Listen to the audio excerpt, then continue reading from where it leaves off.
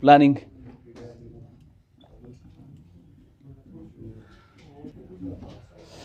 Planning in India.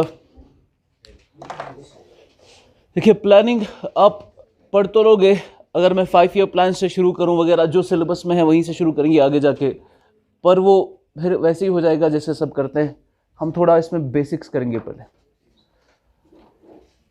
तो मैंने कल आपको कहा था थोड़ी हिस्ट्री ऑफ प्लानिंग, जिसमें मैंने आपको कहा कल कि प्लानिंग सबसे पहले शुरू कहां पर हुई?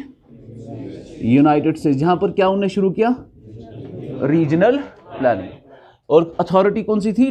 Tennessee valley authority. उसके मॉडल पे इंडिया में हमने कौन सा प्रोजेक्ट किया? उसके बाद नेशनल लेवल पे प्लानिंग कहां हुई? यूएसएसआर में कौन सा नाम क्या था? Gauss plan. Gauss plan. तो वो क्या था? कितने साल का प्लान था? 5 ईयर प्लान। Very good.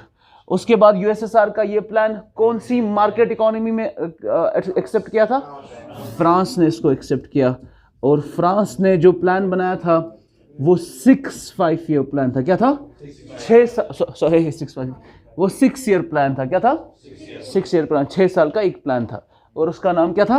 मैंने बोला कल, मोनेट प्लान। क्या था? Monnet plan. कभी आ जाता है एज एन एमसीक्यू। तो फ्रांस ने जो प्लानिंग एक्सेप्ट की, उसने 6 साल का प्लान बनाया और उसका नाम उसने मोनेट प्लान रखा था। मोनेट प्लान फ्रांस का पहला 6 ईयर प्लान है, मोनेट प्लान। ये मोनेट उसका जो वहां का जनरल, जैसा यहां पर था प्लानिंग कमीशन, वहां पर था जनरल प्लानिंग कमीशन, उसका ये पहला चेयरमैन था मोनेट। मोनेट के नाम पे ही मोनेट प्लान। ओके, चलिए ये तो थोड़ी हिस्ट्री थी। अब हम देखेंगे टाइप्स ऑफ प्लानिंग। तो मैं एक आपको 10, 15, 20 टाइप्स बताऊंगा, उसके बाद हम असल प्लानिंग पे आते हैं जो सिलेबस में है। Types of planning. कल मैंने आपको कहा कि आप ये गलती कभी नहीं करना कि प्लानिंग को एक तरफ से रखना और मार्केट इकोनॉमी को एक तरफ से रखना। ठीक है, ये कैटेगराइजेशन सही?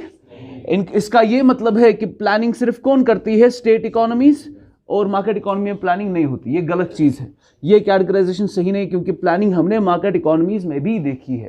ठीक है, उसको कौन सी प्लानिंग कहते हैं? कल बताया ना मैंने, इंडिकेटिव प्लानिंग, जिसकी वजह से आज वो मिक्स्ड इकोनॉमीज में होता है। अब देखेंगे एक एक करके। सबसे पहले यही देखेंगे इंडिकेट, पहला टाइप्स ऑफ प्लानिंग। सबसे पहले indicative and imperative. Indicative versus imperative. Indicative versus imperative. अच्छा, indicative and imperative planning. Indicative planning, कल मैंने आपको कहा ये जो बेसिक, ये जो क्लासिफिकेशन है for this indicative and imperative planning, ये क्लासिफिकेशन हमने किस बेसिस पे की है? बताइए भर। ये क्लासिफिकेशन जो हुई है प्लानिंग की, इंडिकेटिव और इंपेरेटिव, किस बेसिस पे हुई है? On the basis of intervention. Very good. On the basis of intervention bye the state, bye the state, है ना, गवर्नमेंट। तो अगर आप बात करेंगे इंपेरेटिव प्लानिंग की, इसमें क्या होती है? Larger role is played by the state, government. Indicative planning में मार्केट ज्यादा रोल प्ले करता है, स्टेट आपको बस इंडिकेट करती है कि कैसे काम करना चाहिए। समझ आ रहा है? तो इसमें हम कहते हैं it is on the basis of intervention bye the state. उसके हिसाब से इट कैन बी इंडिकेटिव और इंपेरेटिव। इंपेरेटिव में it is generally done by the command economies, generally done by the command economies. Command economies कौन सी economies हो गई? State economies. State economies को हम क्या बोलते हैं? कमांड। और लिखा था ना पिछली बार जब इकोनॉमिक सिस्टम्स का, मैंने कहा नॉन मार्केट और market. Non market economy command economy होती है, इनको हम प्लान्ड इकोनॉमीज भी कहते हैं। क्या कहते हैं? प्लान्ड इकोनॉमीज, कमांड इकोनॉमीज या स्टेट इकोनॉमीज। ये कौन सी इकोनॉमीज है? इंडिकेटिव में मिक्स्ड इकोनॉमीज। यहां पर आपका मार्केट लेड इकोनॉमी होती है ये। इसमें सिर्फ गवर्नमेंट का रोल होता है इंडिकेट करने का, ट्रैजेक्टरी देने का। ठीक है, समझ आ रहा है? क्लासिफिकेशन ये कल किया था ना। Okay, so on the basis of intervention bye the state, planning can be of two types. Either it can be indicative or imperative. Generally imperative planning is done by the command economies यानी state economies, जहां पर अब देखिए indicative आपको कैसे मालूम पड़ेगा? Suppose कोई प्लान है, आपको कैसे पता चलेगा ये इंडिकेटिव है या इंपेरेटिव है? आप क्या देखो प्लान में क्या बताया गया है। अगर प्लान में पूरा का पूरा फिक्स्ड स्पेसिफिक टारगेट्स दिए गए हैं कि एग्रीकल्चर सेक्टर में हमें 5,000 टन की प्रोडक्शन करनी है, ये गवर्नमेंट ने डिसाइड किया ना, गवर्नमेंट बोल रही है आपको कि इतना करना है एग्रीकल्चर में, इतनी प्रोडक्शन करनी है, मैन्युफैक्चरिंग में इतना करना है, उसमें इतनी गाड़ियां, इतना ये, तो ये सारे फिक्स्ड स्पेसिफिक टारगेट्स बनाए जा रहे हैं, ये इंपेरेटिव प्लानिंग है। ठीक है, अगर ऐसा कोई फिक्स स्पेसिफिक टारगेट नहीं है, बस आपको बताया जा रहा है कि जनरली हमें इस तरीके से एक प्रोडक्शन करनी चाहिए, हमें ज़्यादा एग्रीकल्चर में फोकस करना चाहिए, तो एक जनरल आपको आइडिया दिया जा रहा है, ट्रैजेक्टरी दी जा रही है कि हमारा फूड सिक्योरिटी का इशू है, we should start agricultural production. तो ये जनरल एक प्लान के तहत एक पर्सपेक्टिव दिया जाता है इकोनॉमी को, जिसके अकॉर्डिंग फिर प्राइवेट सेक्टर काम करता है। ठीक है, कुछ 2-3 पॉइंट्स लिखेंगे, आगे बढ़ेंगे। लिखिए सबसे पहले imperative planning.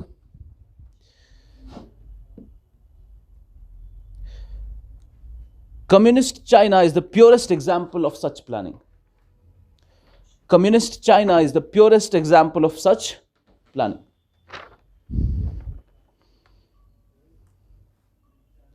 It is the planning followed by the state economies.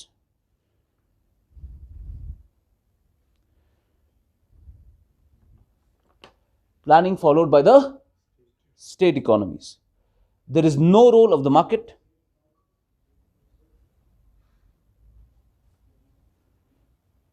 There is no private participation. There is no private participation. There are fixed numerical targets, etc. etc.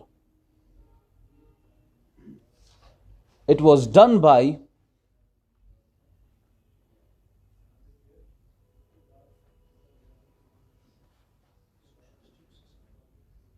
USSR, Poland, Hungary, poverty,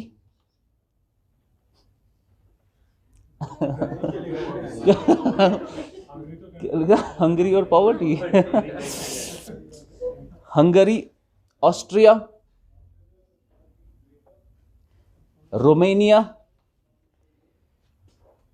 and China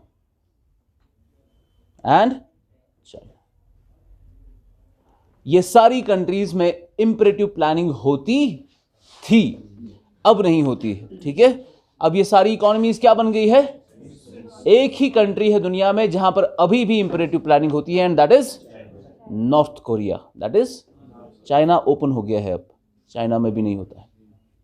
that is north Korea, it is still a command economy.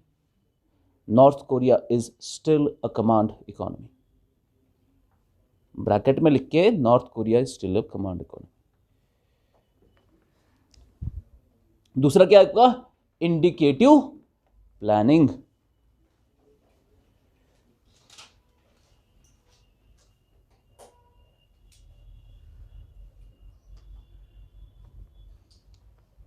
followed by the mixed economies, followed by the mixed economies.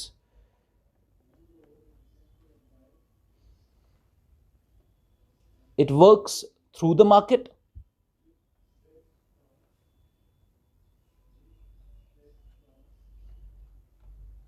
and it works through the market, and the economic policies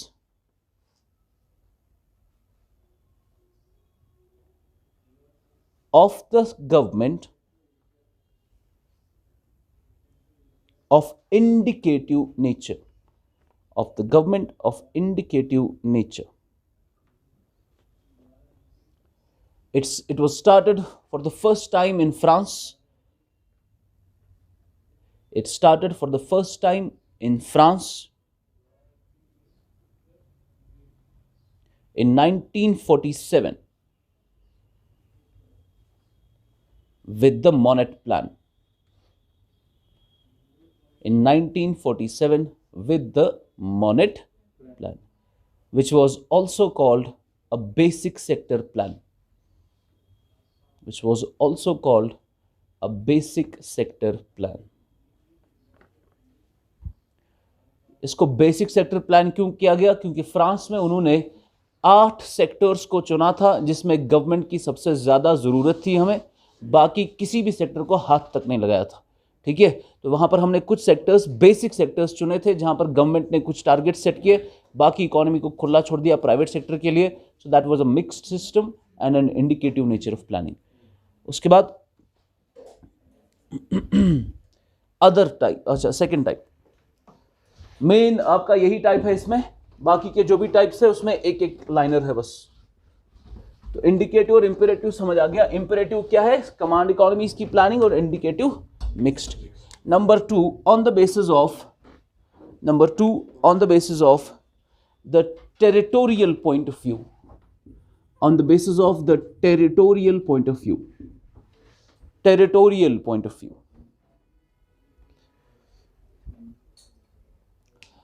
अब territorial point of view को हम special planning भी कहते हैं। Special planning, space है ना, geography है ना, तो ज्योग्राफिकल लोकेशन के बिहाफ पे आपकी प्लानिंग के 2 टाइप्स होते हैं।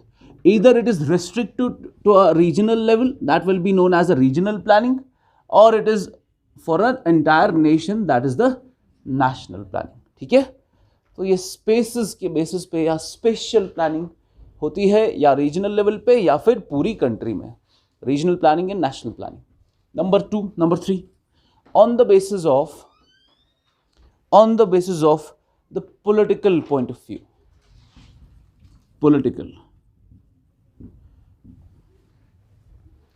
अब देखिए ये क्या है, सपोज इंडिया है और हमें इंडिया में ये महसूस हुआ कि ये बीच में कुछ यहाँ पे रीजन है, अक्रॉस स्टेट्स ये कुछ रीजन है यहाँ पे जहाँ पर कमाल की पॉवर्टी है, बहुत बड़े बड़े स्लम्स है, एक्स्ट्रा एक्स्ट्रा।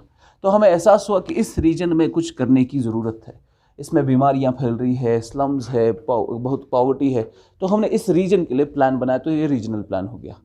इस ज़रूरी नहीं है कि ये रीजन एक स्टेट हो, ये रीजन बहुत सारी स्टेट्स का मिला जुला एक रीजन हो सकता है। जैसे हमने देखा ना रीजनल प्लानिंग में यूनाइटेड स्टेट्स ने 7 स्टेट्स को बनाया था, बिल्कुल ऐसे। अब ये क्या है, पॉलिटिकल पॉइंट ऑफ व्यू, यानी अब पॉलिटिकल डिवीजन जो ऑलरेडी कंट्री के हैं उस बेसिस पे प्लानिंग होगी। तो हमारी कंट्री में क्या क्या पॉलिटिकल डिवीजन है? एक तो आपका है सेंटर पूरा का पूरा, तो होगी क्या, सेंट्रल प्लानिंग। एक है आपके सेंटर में छोटी छोटी स्टेट्स, तो वो क्या हो गई, स्टेट प्लानिंग। और दूसरा उन स्टेट्स के अंदर क्या होती है, लोकल बॉडीज है ना, पंचायत एंड म्युनिसिपल कॉर्पोरेशंस, तो वो हो गई local planning. Central, state and local planning, ये पॉलिटिकल डिविजन्स के हिसाब से चलेगा। Next, number 4, on the basis of participation, on the basis of participation on the basis of participation। तो पार्टिसिपेशन के बेसिस पे अब इस प्लान में पार्टिसिपेट कौन कर रहा है? प्लान जब बन गया तो पार्टिसिपेशन कहां से होगा? से फॉर एग्जांपल मैं कह रहा हूं आपको कि सेंट्रल लेवल पे हमने प्लान बनाया और कहा कि ये सेंट्रल लेवल पे हमारा प्लान है जो पूरी कंट्री में लागू हो जाएगा। अब इस प्लान को इम्प्लीमेंट करने में हम इख्तियार किसको दे रहे हैं? क्या सेंट्रल गवर्नमेंट के हाथ में इख्तियार है या लोकल गवर्नमेंट के हाथ में इख्तियार है? क्या जब हमने प्लान किया कि हमें 10% की ग्रोथ चाहिए, उसके लिए हमें इतना पैसा हम स्पेंड कर रहे हैं ताकि ये ग्रोथ हमें मिले, ये पैसा क्या central government centrally sponsored schemes से निकालेगी या ये पैसा सीधे जाएगा लोकल लेवल पर, स्टेट्स और लोकल बॉडीज की लेवल पर, और पंचायत और म्युनिसिपल कॉर्पोरेशन ये पैसा खर्च करके प्लानिंग करेगी? तो ये प्लानिंग में पार्टिसिपेशन किसकी है, सेंट्रल गवर्नमेंट की या लोकल बॉडीज की? अगर आपकी सेंट्रल गवर्नमेंट का प्लान पूरे इंडिया में इंप्लीमेंट होकर सेंट्रल गवर्नमेंट के हाथ में ही सारा पावर है तो वो सेंट्रलाइज्ड प्लानिंग होती है। क्या होती है? या सेंट्रलाइज्ड प्लानिंग। तो इसमें पार्टिसिपेशन किसकी है? सेंट्रल गवर्नमेंट की। दूसरा क्या होता है, अगर आपको पूरे इकोनॉमी इंडिया में प्लानिंग करना है लेकिन इख्तियार किसको दिया है? लोकल बॉडीज को, तो वो हो गई डिसेंट्रलाइज्ड प्लानिंग। क्या होगी? Decentralised planning. तो डिसेंट्रलाइज्ड प्लानिंग में आपकी गवर्नमेंट से प्लान आता है और वो पैसा नीचे जाकर लोकल बॉडीज के हाथ में दिया जाता है, वो खुद अपने अकॉर्डिंगली प्लान बनाते हैं। असल में देखिए क्या होता है डिसेंट्रलाइज प्लानिंग में, सेंट्रलाइज प्लानिंग में आपकी टॉप पर कौन सी गवर्नमेंट है, सेंट्रल, उसके बाद नीचे स्टेट, और उसके नीचे डिस्ट्रिक्ट, उसके नीचे ब्लॉक्स, है ना, ऐसे पंचायत। अब कुछ ये सिस्टम है, ये हायरार्की है। सेंट्रल प्लानिंग में असल में प्लान सेंटर से आता है, वो डिस्ट्रीब्यूट हो जाता है अलग अलग स्टेट्स में, फिर स्टेट इसको डिस्ट्रीब्यूट करती है अलग अलग डिस्ट्रिक्ट्स में, फिर ब्लॉक्स में, और फिर जाके पंचायत के हाथ में थोड़ा बहुत आ जाता है। यानी पंचायत को कोई भी से नहीं है प्लान में, उनको जैसा बोला जा रहा है पैसे दे जाएंगे, अकॉर्डिंगली वो वही काम करेंगे जो ऊपर से बोला जा रहा है। अब मुझे बताइए मोदी को क्या पता है कि कश्मीर के श्रीनगर डिस्ट्रिक्ट के करानगर एरिया में हमें किस चीज़ की ज़रूरत है, उसको क्या पता है ये बात? तो इसमें हमें पार्टिसिपेशन नहीं दिख रही है लोकल लेवल की। अब अगर इसके उल्टा हम देखेंगे कि पंचायत मिलकर और म्युनिसिपल कॉरपोरेशंस मिलकर एक प्लान बनाएंगी अपने एरिया के लिए, तो अलग अलग पंचायत मिलकर एक अलग अलग प्लान बनाएंगी, वो प्लान पहुंचेगा डिस्ट्रिक्ट लेवल तक, फिर अलग अलग डिस्ट्रिक्ट्स अब अपनी अपनी डिस्ट्रिक्ट का प्लान बनाएंगे, वो पहुंचेगा स्टेट तक, अलग अलग स्टेट्स अपने अपने एरिया में प्लान बनाएंगी, फिर उसके हिसाब से सेंट्रल प्लान बनेगा। समझ रहे हो? वो हो गई अब डिसेंट्रलाइज्ड प्लानिंग, जो बॉटम टॉप अप्रोच होता है, दैट इज डिसेंट्रलाइज्ड प्लानिंग। समझ आया? ये टॉप बॉटम, ये बॉटम अप। इसमें लिखना सेंट्रलाइज्ड प्लानिंग में टॉप डाउन अप्रोच, उसमें बॉटम अप अप्रोच।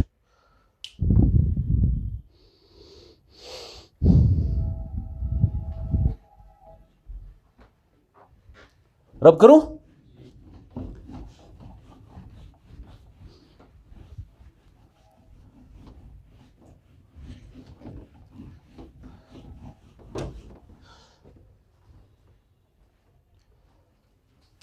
ये जो छोड़ो, कितने हो गए?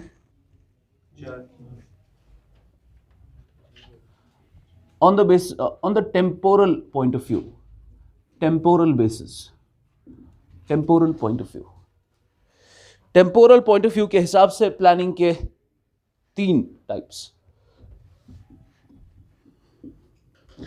टेम्पोरल यानी time, with respect to time.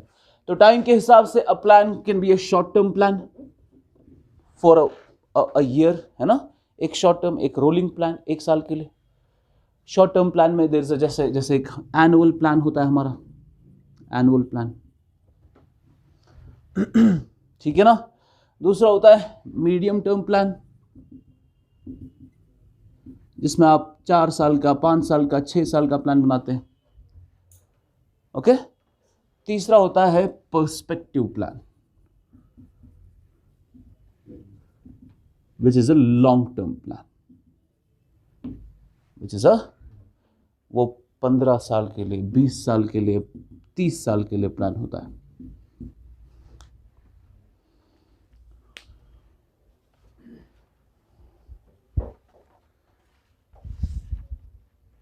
Okay तो टेम्पोरल बेसिस पे या तो एनुअल प्लान्स बनाते हैं, या मीडियम टर्म्स, या फिर पर्सपेक्टिव प्लान्स। इंडिया में हमने क्या किया है बताइए? इंडिया में कौन से प्लान्स बनाए? मीडियम पहले था, अब इंडिया में 3 प्लान्स हमने इंप्लीमेंट किए। हमने एनुअल भी किया है, मीडियम भी किया और पर्सपेक्टिव भी किया है। पढ़ेंगे इसको जब हम प्लानिंग शुरू करेंगे, ठीक है। शुरू हमने यहाँ से किया, बीच में कुछ इश्यूज हुए, फिर एनुअल प्लान पे शिफ्ट किया, फिर कुछ चेंजेस किए, फिर से पर्सपेक्टिव पे, ठीक है। असल में पर्सपेक्टिव में क्या होता है मैं अभी बताऊंगा आपको। पर्सपेक्टिव में असल में हम बनाते तो है 30 साल का प्लान, फिर उसमें डिविजन्स करते हैं, फिर उसमें मीडियम टर्म करते हैं, फिर हर मीडियम टर्म में एनुअल टारगेट्स रखते हैं। तो असली पर्सपेक्टिव के अंदर ये दोनों आ जाते हैं, ठीक है। तो टेम्पोरल बेसिस पे। उसके बाद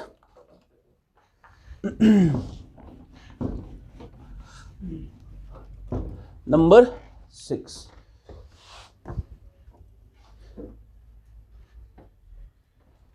नंबर 6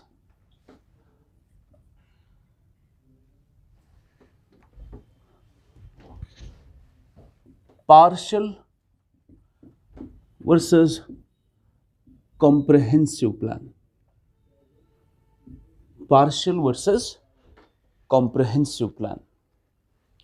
मतलब पार्शियल प्लान हो गया, ये इंडिया है, एंड इंडियन इकोनॉमी में आप देख रहे हैं आपके पास अलग अलग सेक्टर्स है, agricultural sector, you have fishing sector, you have forestry, you have industries, you have automobiles, you have service sector, है ना, एजुकेशन सेक्टर वगैरह वगैरह, है ना, अलग अलग सेक्टर। एजुकेशन में आपको आउटकम चाहिए तो एजुकेशन में पैसे लगाने हैं। अब एजुकेशन का ये पर्टिकुलर एक सेक्टर है जिसमें आपको पैसे लगाने हैं, है ना, एक सेक्टर में पैसे लगाने, बाकी का इकोनॉमी ठीक है, एजुकेशन ही खराब है, एजुकेशनल सेक्टर में पैसा लगाएंगे सिर्फ। तो अगर आप सिर्फ पर्टिकुलर सेक्टर में प्लानिंग करके पैसा लगा रहे हो, वो कौन सी प्लानिंग है? Partial planning. लेकिन अगर आप पूरी इकोनॉमी में पैसे लगा रहे हो और प्लान कर रहे हो, वो कौन सी प्लानिंग है? Comprehensive planning. तो पार्शियल प्लानिंग आपकी सेक्टोरल प्लानिंग होती है किसी पर्टिकुलर सेक्टर में, कॉम्प्रहेंसिव प्लानिंग सारे सेक्टर्स में होती है, all sectors. So this is the basic difference between sectoral planning and comprehensive planning. Partial planning में कुछ particular sectors, specific sector, and comprehensive में all sectors.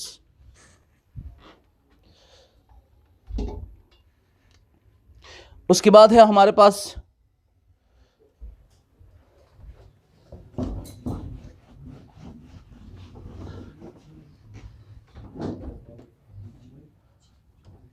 financial planning versus physical planning. Financial planning versus physical planning.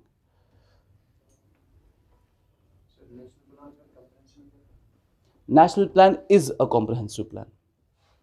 इसमें कोई difference नहीं है, difference in दो में है जो मैं बता रहा हूं। आपका comprehensive plan can be a national plan, it can be a perspective plan, it can be anything. तो वर्टिकली तो वो कुछ भी हो सकता है, इन दो में डिफरेंस, ठीक है। अच्छा, फिजिकल प्लान और फाइनेंशियल प्लानिंग में क्या फ़र्क है? सिंपल सी बात है, प्लान बनाना है तो प्लान बनाने के लिए आपने कहा कि हम इतना पैसा लगाएंगे फला जगह पर, है ना। अगर आप मनी एलोकेट कर रहे हो, अपनी इकोनॉमी में पैसा एलोकेट कर रहे हो ताकि आप अपना प्लान इंप्लीमेंट कर सको, that is a financial planning, जहां पे रिसोर्सेज दिए जाते हैं इन टर्म्स ऑफ मनी, जहां पर रिसोर्स एलोकेशन होता है इन टर्म्स ऑफ मनी। तो ये ऐसा प्लान होगा जिसमें बताया जाएगा एग्रीकल्चर में 2 करोड़ 50 करोड़ 100 करोड़ रुपए डालेंगे, इंडस्ट्रीज में 1000 करोड़ डालेंगे। तो ये पैसों के हिसाब से सेक्टोरल एलोकेशन की जाती है, पैसों के हिसाब से। दूसरा क्या हो गया? फिजिकल प्लानिंग, जहां पे रिसोर्स एलोकेशन होती है in terms of machines and labour, ठीक है, एंड मटेरियल। यहाँ पे मटेरियल दिया जाता है, यहाँ पे मशीन्स दी जाती है, यहाँ पे लेबर डिस्ट्रीब्यूट किया जाता है, एक्स्ट्रा फिजिकल एंटिटीज डिस्ट्रीब्यूट होती है। जनरली हर एक जगह पर हम फाइनेंशियल प्लानिंग ही करते हैं, ठीक है, फिजिकल प्लानिंग आमतौर पर नहीं होती है। फिजिकल प्लानिंग में हम मटेरियल्स बोलते हैं कि अगर आपको टोटल आपकी कंट्री में यूरेनियम आपको मिलता है, यूरेनियम है ना, 235 एंड 238 आइसोटोप्स ऑफ यूरेनियम। तो यूरेनियम आपको किस में काम लगता है? न्यूक्लियर बॉम्ब्स में, वेपन्स में, रिएक्टर्स में, न्यूक्लियर टेक्नोलॉजी में काम आता है। ऐसे ही थोरियम आपको काम आता है। तो आपको थोरियम मिल गया तो आपने कहा ये थोरियम और यूरेनियम हम इतने किलो या इतने टन हम लगाएंगे न्यूक्लियर टेक्नोलॉजी में। तो it's a physical allocation of raw material. तो ये फिजिकल प्लानिंग के अंदर आता है। लेकिन अगर आप पैसा बोलेंगे कि इतने पैसे का यूरेनियम जाएगा उधर इधर, तो पैसे के हिसाब से वो क्या होती है? Financial planning. Okay, on the basis of value system. कितने हो गए? ये 9th है। On the basis of value system. तो वैल्यू सिस्टम के बेसिस पे आपकी प्लानिंग 2 तरीके की होती है। Either it can be a systems plan, और it can be a normative plan,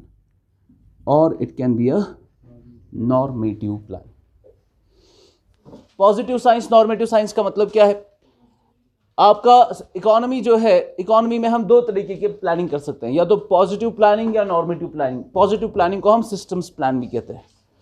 अब सिस्टम्स प्लान क्या है? सपोज आपने प्लान बनाया और इस प्लान में आपने देखा सेंट्रल गवर्नमेंट ने डिसाइड किया इंडिया के अंदर किस लेवल की प्लानिंग होगी, क्या होगी, किस तरीके की प्लानिंग होगी।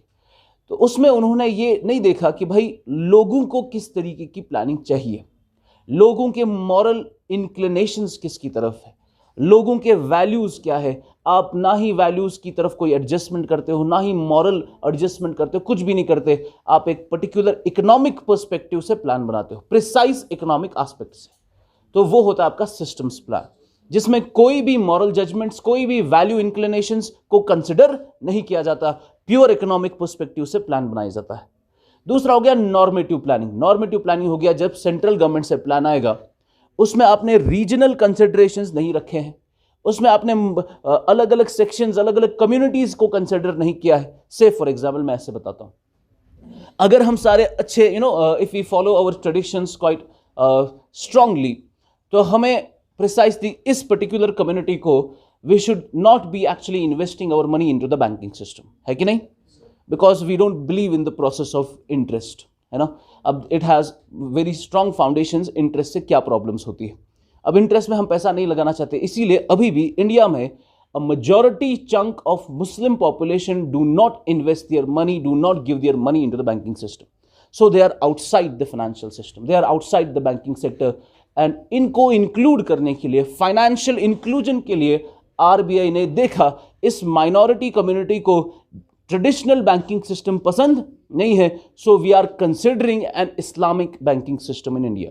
तो केरला में इसकी बात हो रही है, शुरू होगा वहां पर। वो अब फाइनेंशियल इंक्लूजन के लिए, ये लोग जो बाहर पड़े हैं इनको भी फाइनेंशियली इंक्लूड करने के लिए आप इनकी मॉरल वैल्यूज और इनके वैल्यूज को कंसिडर करके इस्लामिक बैंकिंग शुरू कर रहे हैं।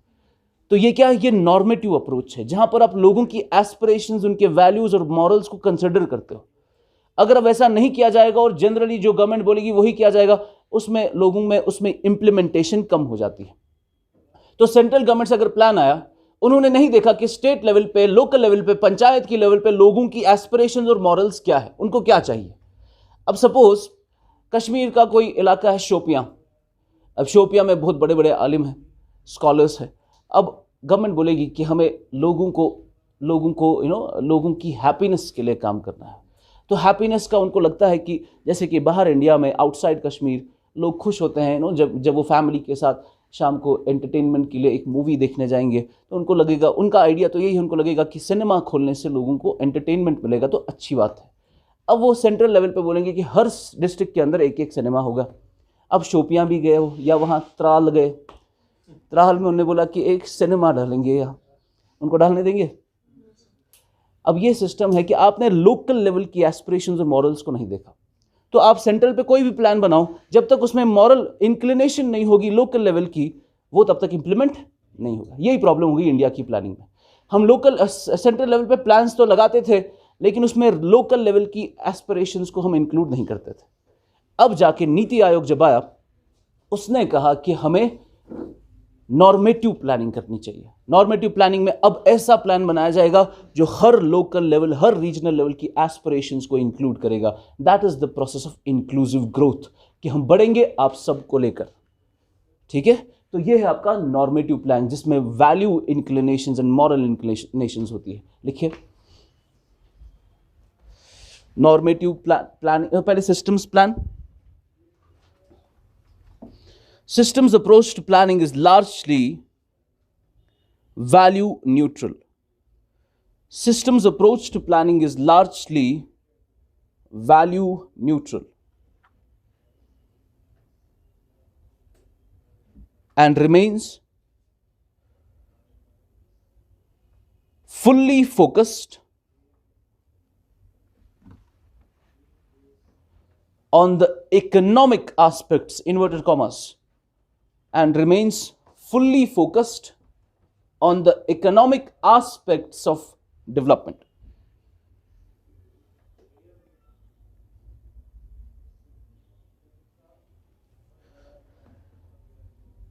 In such planning,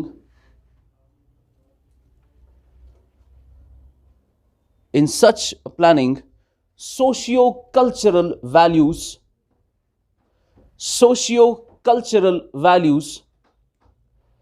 are not given much importance.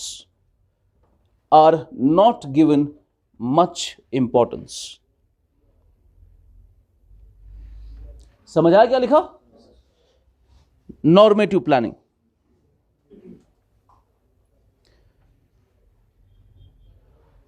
it was accepted that value free planning, और या लिखना value neutral planning, is impossible in principle. Is impossible in principle. Therefore, planning has to be value based. अरे यार, जरा इसको बुलाओ फहीम को, video बंद हो गया उधर. Value has to be, planning has to be value based,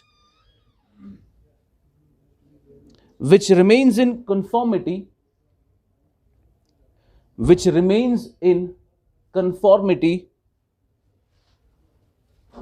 the value system,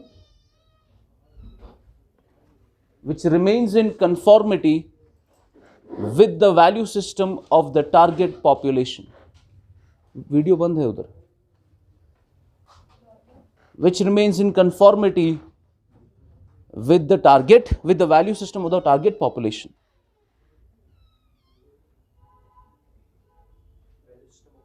Target population.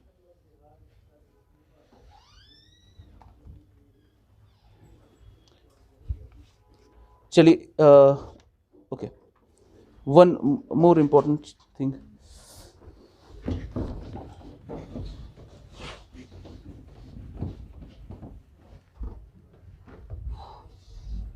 कितना हो गया? नेक्स्ट है आपका fixed versus rolling plan. Fixed versus rolling plan.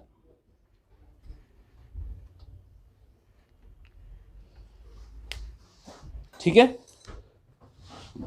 दोनों में क्या फर्क है, कोई बता सकता है?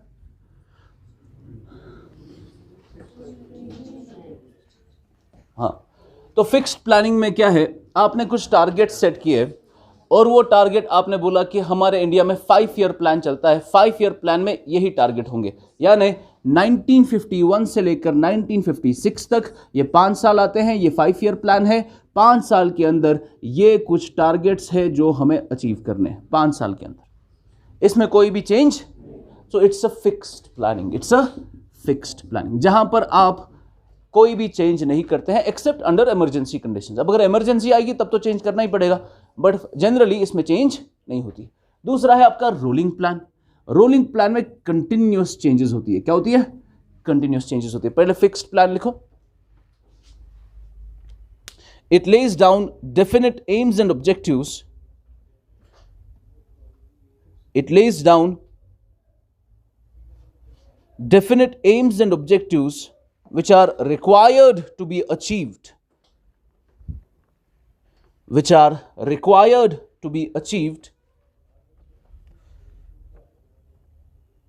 during the plan period.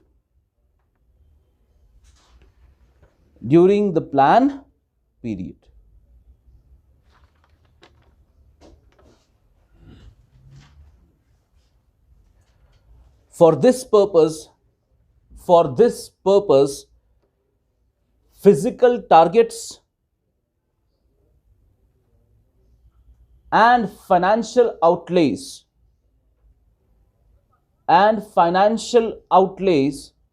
are fixed and are seldom changed. Number 2, rolling plan.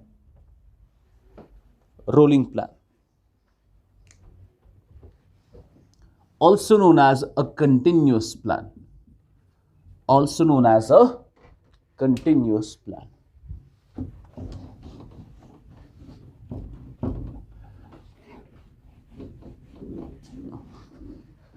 Rolling plan थोड़ा कंफ्यूजिंग है, इसलिए अच्छे से समझो. ये मैं लिखाऊंगा, बस पहले समझो. रोलिंग प्लान क्या कंटिन्यूस चेंजेस होंगी? कैसे होंगी चेंजेस? अब देखिए, रोलिंग प्लान में क्या होता है, हर साल एवरी ईयर, हर साल 3 नए प्लान्स बनाए जाते हैं। कितने?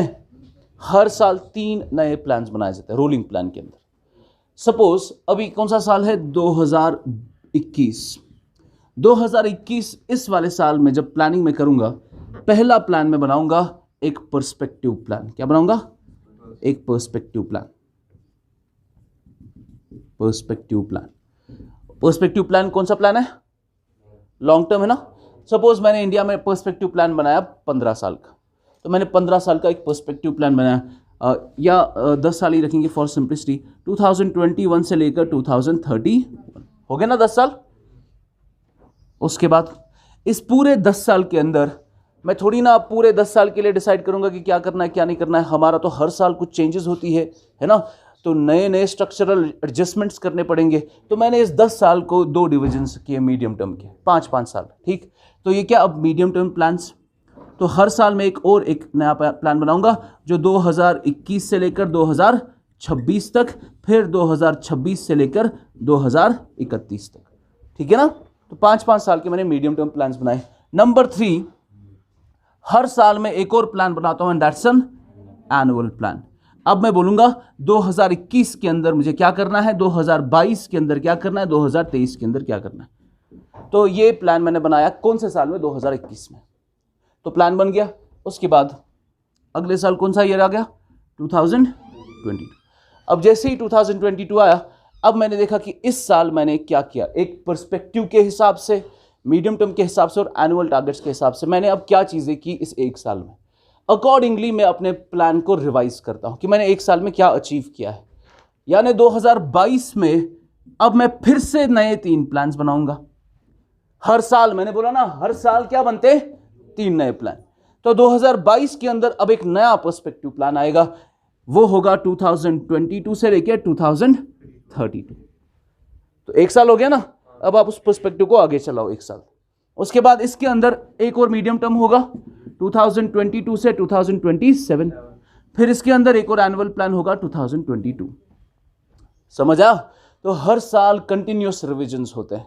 आप देखते हैं पिछले साल क्या किया, अकॉर्डिंगली नया पर्सपेक्टिव प्लान, नया मीडियम टर्म प्लान, नया एनुअल प्लान। समझ आ रहा है? इसकी वजह से, रोलिंग प्लान की वजह से आप हर साल अपने परफॉर्मेंस को रिव्यू करते हो। ठीक है ना, और उस पर रिफ्लेक्ट करके एक नया प्लान बनाते हो। तो इसमें पर्सपेक्टिव प्लान तो यहां पर था, एक साल हो गया, आपने नया पर्सपेक्टिव प्लान एक साल आगे कर लिया, एक्सटेंड कर लिया। इस तरीके से कंटिन्यूअस रोलिंग प्लान्स बनते हैं। इंडिया ने कभी रोलिंग प्लान किया है? किया। चलिए लिखिए, ये बनाना है।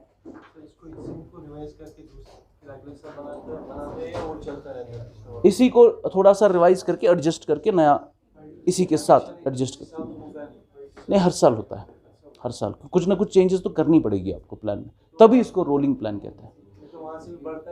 हाँ, ये इसीलिए कंटिन्यूअस प्लान है ना, ये कंटिन्यूअस है ना आपका। फिर ये 22 से 32, फिर 23 से 33, ये कंटिन्यूअस प्लान है, ये रुकता नहीं।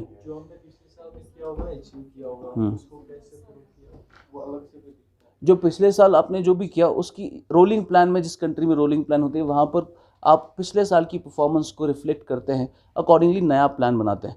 परफॉर्मेंस प्लानिंग में नहीं देखी जाती है। परफॉर्मेंस के लिए आपकी अलग चीज़ें, अलग इंडेक्सेस होते हैं, परफॉर्मेंस नहीं देखी जाती। आप बस देखते हो कि क्या अचीव किया, अकॉर्डिंगली आगे क्या करना चाहिए। ओके, लिखो जी। बजट डेफिनेटली जैसा पर्सपेक्टिव प्लान होगा वैसा ही बजट आएगा। हर साल का budget will be according to the plan, according to the annual, medium and perspective plan. लिखिए रोलिंग प्लान ऐसे ही बनाओ, ये इसमें और क्या लिखना है। Every year 3 new plans are announced, perspective, medium and annual, accordingly ऐसे डाल दो, सब याद आ जाएगा फिर आपको।